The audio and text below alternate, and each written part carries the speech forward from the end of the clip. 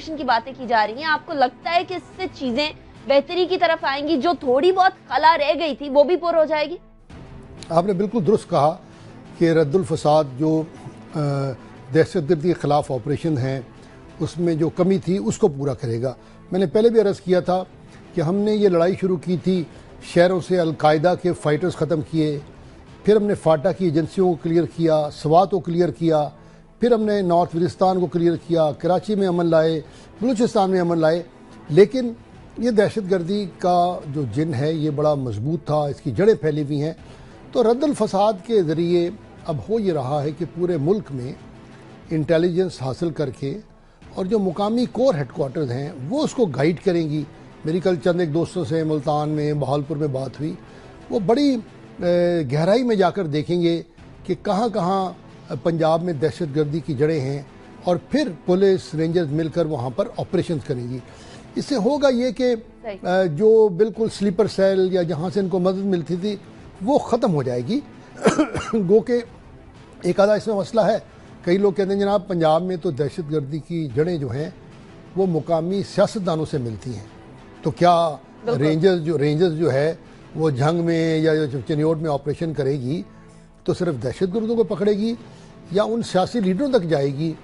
جو دہشت گردوں کی مدد کرتے ہیں؟ کیونکہ خالد صاحب یہ تو وہ کراچی والے چیلنجز ہو گئے نا، اور اس کے بعد کراچی والے چیلنجز کے اوپر آپ نے دیکھا بھی سندھ حکومت اور وفاق میں ٹھنی رہی۔ یہاں تو پنجاب کی حکومت اور وفاق، یعنی ابھی تو فی الحال ایٹ لیسٹ 1 سال کے لیے یا ابھی کے لیے وہی جماعت ہے، وفاق میں بھی وہی جماعت ہے، صوبے کے اندر بھی وہی جماعت ہے۔ یہاں بھی کیا اس طرح کی چپکلش جنم لے سکتی ہے جس طرح سندھ اور وفاق میں ہوتی ہے کراچی میں رینجرز کے اختیارات کے حوالے سے؟ یہ آپ نے بالکل درست کہا کہ جو تو دہشت گرد ہمیں نظر آ رہے تھے، ان کے بڑے بڑے ٹھکانے تھے، سینٹرز تھے، ہم نے ان کو تباہ کر کے رکھ دیا ہے۔ لیکن اب بحث یہی ہوتی ہے کہ جناب آپ نے چھوٹے لوگوں کو تو پکڑ لیا کراچی میں، وہ ایم کیو ایم کے ورکر جنہوں نے دہشت گردی کی تھی، را سے پیسہ لیا تھا، لیکن کیا ایم کیو ایم کے لیڈر جو تھے اس میں ملوث نہیں تھے؟ کیا پیپلز پارٹی نے جو بڑی کرپشن کی ان کے لیڈر ملوث نہیں تھے؟ ان کو تو آپ نے ہاتھ نہیں لگایا۔ کسی حد تک یہ بات لوگوں کی جائز ہے، آپ اس فرنٹ پہ بھی تو چلیں نا۔ اور اس کے بعد پھر اور بھی چیزیں ہیں، ہمارا جو عدالتی نظام ہے کیا اس میں ہم دہشت گردوں کو صحیح سزائیں وقت پہ دلوا سکتے ہیں؟ اس میں بھی ایک بہت بڑی کمزوری ہے۔ تو میرے خیال میں وقت آ گیا ہے کہ جب کہ ہم نے اپنی زمین کو دہشت گردوں سے بڑی حد تک صاف کر لیا ہے۔ دیکھیں میں بار بار کہتا ہوں، آپ مقابلہ کریں پاکستان کا افغانستان سے، عراق سے، سیریا سے، لیبیا سے اور کئی اسلامی ملکوں سے، جس کامیابی کے ساتھ آپ نے دہشت گردی کی جنگ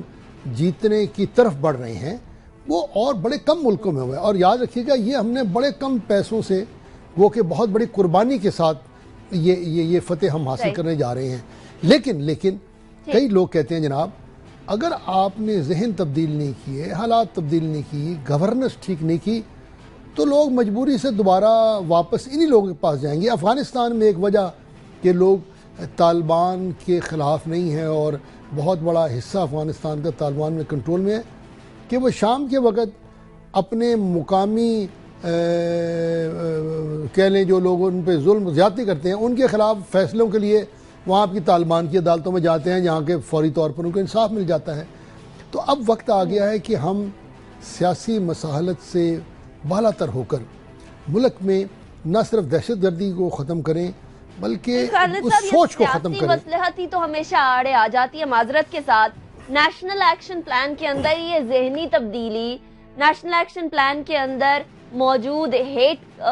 کے حوالے سے جتنے بھی جو شک تھی، 20 شکوں کے اندر سے آج کتنی شکیں امپلیمنٹ ہو گئیں؟ آرمی پبلک سکول کا سانحہ ہوا، تمام سیاسی جماعتیں مل کر بیٹھی، قوم یہ سوچ رہی تھی کہ اب تو کوئی کمپرومائز نہیں کیا جائے گا، لیکن کچھ عرصے بعد پھر نیشنل ایکشن پلان کے بارے میں جنرل راحیل شریف کو ہی کہنا پڑتا تھا کہ سیاسی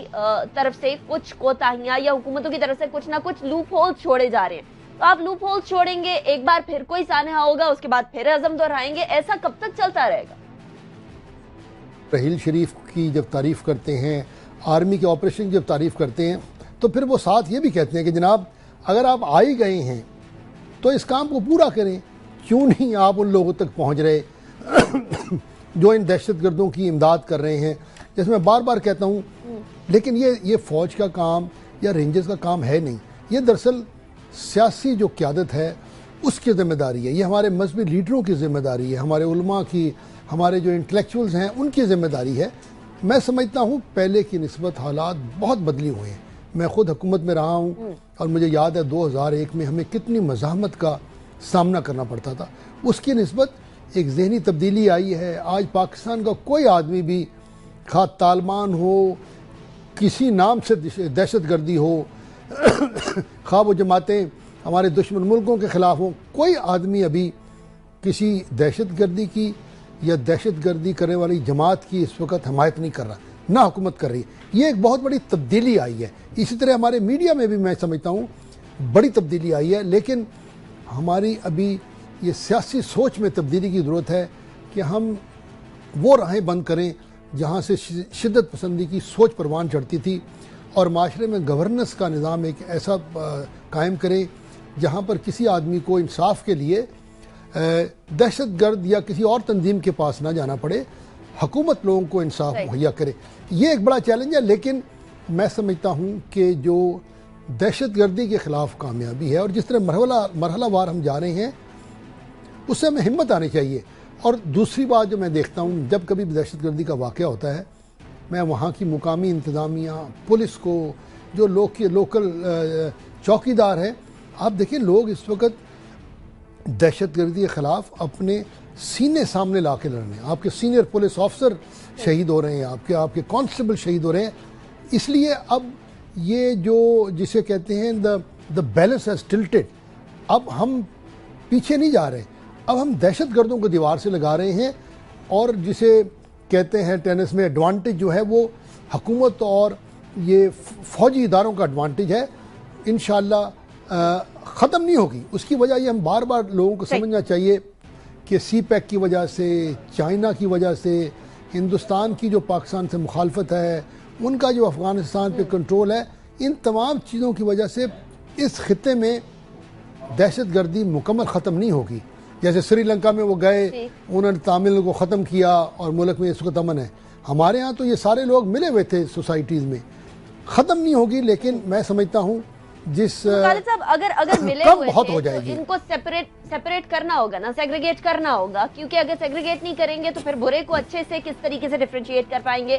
اور جب ریفیوجیز کو واپس بھیجنے کی بات آتی ہے، کیونکہ اب کوئی جواز نہیں بنتا ریفیوجیز کا پاکستان میں رہنا، افغانستان میں حالات بہتر ہیں، سازگار ہیں، وہاں واپس جایا جا سکتا ہے، تو جب ریفیوجیز کو واپس بھیجنے کی بات آتی ہے تو ہمارے ہی یہاں حکومت کے کچھ اتحادیوں کی طرف سے، جن میں اچکزئی صاحب بھی موجود ہیں، ان کی طرف سے آواز اٹھائی جاتی ہے کہ جی ریفیوجیز کو باہر بھیجنا غلط ہے۔ پھر کچھ لوگ کانسٹیٹوئنسیز کے اندر جو آگے سینسس ہونے جا رہے ہیں، مردم شماری ہونے جا رہی ہے، اس کے اندر کہتے ہیں کہ جی بلوچستان کے اندر کانسٹیٹوئنسیز کے اندر ان ریفیوجیز کو شامل کیا جائے۔ جب اس طرح کی آوازیں اٹھیں گی سیاست دانوں کی طرف سے، تو پھر کدھر کا جو ہے اتحاد ہم شو کر سکیں گے، کدھر کا ڈیفرینشیٹ کر سکیں گے ہم لوگ؟ یہ آپ نے بالکل درست کہا۔ دیکھیے ہمیں پاکستان میں ہر آدمی کو، پاکستان کی حکومت کو سمجھ جائیے کہ آنے والے دنوں تک اس خطے میں ہمارا ایک مقابلہ یا مزاحمت ہندوستان اور افغانستان کی طرف سے رہے گی۔ ہمیں اس طرح اپنے حالات کو چلانا ہے اور چلا سکتے ہیں۔ دیکھیے اس وقت دنیا ہماری اکانومی کی تعریف کر رہی ہے، باوجود اس کے یہ چیلنج موجود ہے، لیکن افغانستان کے ساتھ جیسے میں نے کہا ہمیں ایک عملیت پسندی کے ساتھ اور ایک نرمی کے ساتھ معاملے کرنے پڑیں گے۔ مثلا جو تجارت ہے، ہمیں افغانستان کو بتانا پڑے گا کہ جناب یہ تجارت اسی صورت میں ہوگی جب ہم دونوں مل کر ایک دوسرے کے خلاف دہشت گردی میں ایک دوسرے کی مدد کریں، ورنہ تجارت نہیں ہوگی۔ اب دیکھیے اس سے ہمیں بھی نقصان ہے، زیادہ نقصان افغانستان کو ہے، اور جو فوج کی طرف سے یا حکومت کی طرف سے تجارت پہ پابندی لگی ہے وہ اس لیے لگی ہے کہ جناب ہوتا یہی تھا کہ ہم آپ کی بات مان جاتے ہیں، ریفیوجی تو کچھ نہیں کہتے، آپ پھر ہمارے خلاف پوری دنیا میں پروپیگنڈا کرتے ہیں، تو we also need to play hard ball. Break کی طرف جانا ہے مجھے، جی بریک کی طرف جانا ہے، واپس آئیں گے، شو کو کنٹینیو کریں گے، اور جہاں سیاسی جو رویہ ہے اس کی بات کر رہے ہیں تو ذرا سیاست کی بات کریں گے کچھ، اور بات کریں گے پینما کیس کے حوالے سے فیصلہ محفوظ ہو گیا ہے، کیا قوم محفوظ ہو گئی یا نہیں؟ بریک کے بعد بات کریں گے۔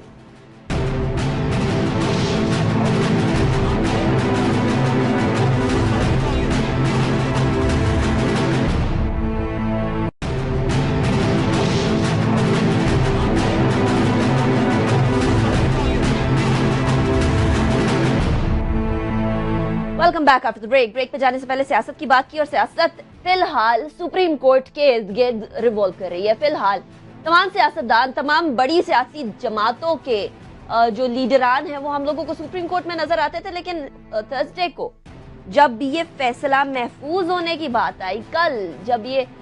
फैसला महफूज होने की बात आई, तो उसके बाद फिर दिल की धड़कनें और तेज हो गई अवाम की भी कि आखिर फैसला होगा क्या, ऐसे में कानूनी तौर पर क्या होगा, इस हवाले से भी बात करेंगे। हमें शो में कॉल पर ज्वाइन किया है बैरिस्टर सैयद अली जफर साहब ने। बहुत शुक्रिया अली जफर साहब, आपने ज्वाइन किया। बैरिस्टर साहब,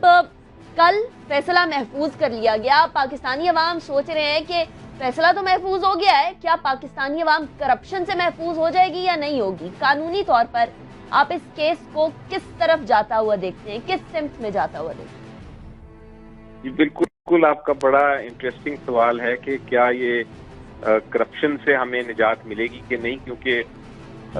इसका केस के लॉन्ग टर्म इफेक्ट तो हो सकते हैं करप्शन को खत्म करने में, लेकिन सवाल ये पैदा होता है कि फैसला क्या होगा, क्योंकि